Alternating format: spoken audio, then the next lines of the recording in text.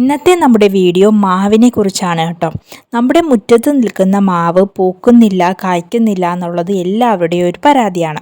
മാവ് നന്നായിട്ട് പൂക്കണമെങ്കിലും കായ്ക്കണമെങ്കിലും മാവിന് വേണ്ട കാര്യങ്ങൾ കൃത്യമായിട്ട് നമ്മൾ ചെയ്തു കൊടുക്കണം.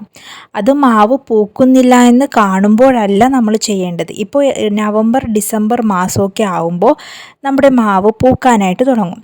അപ്പോൾ ആ ഒരു സമയത്തല്ല നമ്മൾ ചെയ്യേണ്ടത്, അതിന് മുന്നേ ആയിട്ട്, അതായത് ഒരു ഏപ്രിൽ മെയ് മാസം തൊട്ട് തന്നെ നമ്മൾ മാവിന് വേണ്ട കാര്യങ്ങൾ കൃത്യമായിട്ട് ചെയ്താൽ മാത്രമേ നവംബറൊക്കെ ആവുമ്പോൾ നമ്മുടെ മാവ് നന്നായിട്ട് പൂക്കുള്ളൂ.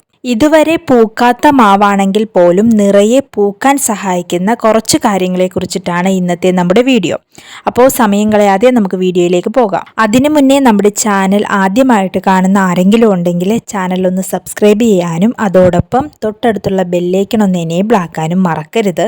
എല്ലാവർക്കും നമ്മുടെ പുതിയൊരു വീഡിയോയിലേക്ക് സ്വാഗതം. നമ്മൾ കഴിഞ്ഞ ഒരു വീഡിയോ ചെയ്തപ്പോൾ അതിൽ മാവിൻ്റെ പ്രൂണിങ്ങിനെ കുറിച്ചിട്ടൊക്കെ പറഞ്ഞിട്ടുണ്ടായിരുന്നു. അതായത് നമ്മുടെ മാവിലെ മാങ്ങയെല്ലാം വിളവെടുത്തതിന് ശേഷം മാവിൻ്റെ കൊമ്പുകളെല്ലാം ഒന്ന് പ്രൂൺ ചെയ്ത് നിർത്തണമെന്ന്. അതൊരു ഏപ്രിൽ മെയ് മാസത്തോടു കൂടി തന്നെ കൊമ്പുകളെല്ലാം ഒന്ന് കോതി നിർത്തണം. മാവ് നിറയെ പൂക്കണമെങ്കിൽ നമ്മൾ ആദ്യം ചെയ്യേണ്ടത് പ്രൂണിങ് തന്നെയാണ്. കാരണം ഈ സമയത്ത് നമ്മൾ പ്രൂൺ ചെയ്ത് നിർത്തിയാൽ മാത്രമേ ഒരു നവംബർ ഡിസംബറൊക്കെ ആകുമ്പോൾ നമ്മുടെ മാവിൽ ഒരു 7-8 മാസം പ്രായമായിട്ടുള്ള ബ്രാഞ്ചസ് ഉണ്ടാവുകയുള്ളൂ. അപ്പോൾ അങ്ങനെയുള്ള ബ്രാഞ്ചസിൽ മാത്രമേ നമ്മുടെ മാവ് പൂക്കുള്ളൂ. അപ്പോൾ അതുകൊണ്ട് തന്നെ നമ്മൾ പ്രൂണിങ് നിർബന്ധമായിട്ടും ചെയ്യണം. പ്രൂൺ ചെയ്യുന്ന സമയത്ത് കൊമ്പുണക്കം ബാധിച്ചിട്ടുള്ള ബ്രാഞ്ചസ് എല്ലാം നിർബന്ധമായിട്ടും കട്ട് ചെയ്ത് കളയണം. അല്ലെങ്കിൽ ഇത് മാവിൻ്റെ മറ്റുള്ള ഭാഗങ്ങളിലേക്കും സ്പ്രെഡ് ചെയ്യാനായിട്ടുള്ളൊരു ചാൻസ് ഉണ്ട്. പിന്നെ നമ്മൾ ഇതുപോലെ പ്രൂൺ ചെയ്ത് കഴിയുമ്പോൾ പുതിയ ബ്രാഞ്ചസ് വരികയും തളിരിലകൾ വരികയൊക്കെ ചെയ്യും.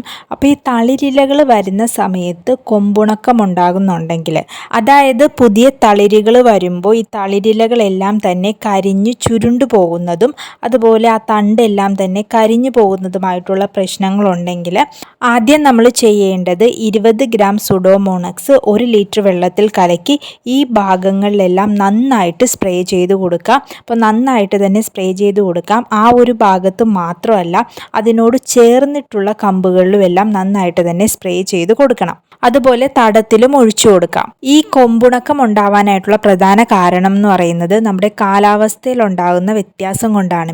ഇപ്പോൾ തുടർച്ചയായിട്ടുള്ള മഴയും അതുപോലെ വെയിലും ഒക്കെ വരുമ്പോൾ നമ്മുടെ മാവിൽ ഈ ഒരു പ്രശ്നം സാധാരണയായിട്ട് കാണാറുണ്ട്. കൊമ്പുണക്കം കൂടുതലായിട്ടുണ്ടെങ്കിൽ അതിന് നമുക്ക് കോപ്പർ ഓക്സി ക്ലോറൈഡ് സ്പ്രേ ചെയ്ത് കൊടുക്കാം. 10 ഗ്രാം 5 ലിറ്റർ വെള്ളത്തിൽ കലക്കി മാവിൽ മൊത്തത്തിലൊന്ന് സ്പ്രേ ചെയ്ത് കൊടുക്കാം. അതുപോലെ ഇപ്പോൾ ഒത്തിരി ഹൈറ്റ് ഒന്നും ഇല്ലാത്ത മാവൊക്കെ ആണെങ്കിൽ നമ്മൾ പ്രൂൺ ചെയ്യുന്ന സമയത്ത് ആ പ്രൂൺ ചെയ്യുന്ന ഭാഗങ്ങളിലെല്ലാം കോപ്പർ ഓക്സി ക്ലോറൈഡ് പുരട്ടി കൊടുക്കാൻ പറ്റുമെങ്കിൽ അത് നല്ലതാണ്. ഇപ്പോൾ മഴക്കാലം ആയതുകൊണ്ട് തന്നെ നമ്മുടെ മാവിന് ഇത്തരത്തിലുള്ള പ്രശ്നങ്ങൾ കാണാനായിട്ടുള്ള സാധ്യതയുണ്ട്. പിന്നെ പ്രൂണിങ് കഴിഞ്ഞ് നമ്മൾ നിർബന്ധമായിട്ടും ചെയ്യേണ്ടത് വളങ്ങൾ കൊടുക്കുക എന്നുള്ളതാണ്. ഇപ്പോൾ മാവിനെ സംബന്ധിച്ച് നല്ല രീതിയിൽ ജൈവവളം ആവശ്യമായിട്ടുണ്ട്. അത് ചാണകപ്പൊടിയോ കോഴിക്കാഷ്ടമോ ആട്ടിൻ കാഷ്ടമോ പച്ചില വളങ്ങളോ അങ്ങനെ ഏത് തരത്തിലുള്ള വളങ്ങളാണെങ്കിലും അത് നല്ല രീതിയിൽ നമ്മുടെ മാവിന് ഇപ്പോൾ ആവശ്യമായിട്ടുള്ള സമയമാണ്.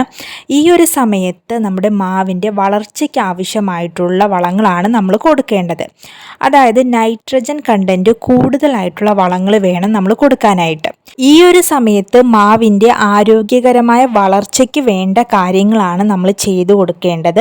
ഉൽപാദനം കൂട്ടാനായിട്ടുള്ള വളപ്രയോഗം ഒക്ടോബറോടുകൂടി നമ്മൾ മാവിന് ചെയ്തു കൊടുത്താൽ മതി. അതുപോലെ ജൈവവളങ്ങൾ കൊടുക്കുന്ന കൂട്ടത്തിൽ ചാരം ചേർത്ത് കൊടുക്കുന്നതും നല്ലതാണ്. പിന്നെ ഈ വളങ്ങളെല്ലാം നമ്മൾ കൊടുക്കേണ്ടത് മാവിൻ്റെ ചുവട്ടിൽ നിന്നും 1.5 മീറ്റർ മാറി ഒരു തടം എടുത്തതിന് ശേഷം ആ ഒരു തടത്തിൽ വേണം ഈ വളങ്ങളൊക്കെ കൊടുക്കാനായിട്ട്. എങ്കിൽ മാത്രമേ നമ്മുടെ മാവിന് അത് കൃത്യമായിട്ടുള്ള രീതിയിൽ വലിച്ചെടുക്കാനായിട്ട് സാധിക്കുകയുള്ളൂ. നമ്മുടെ മാങ്ങയിൽ ഒത്തിരി ന്യൂട്രിയൻസ് ഉണ്ട്. അപ്പോൾ ഈ ന്യൂട്രിയൻസ് എല്ലാം നമ്മുടെ മാങ്ങയിൽ ഉണ്ടാവണമെങ്കിൽ നമ്മുടെ മാവിന് നമ്മളിത് കൊടുക്കണം.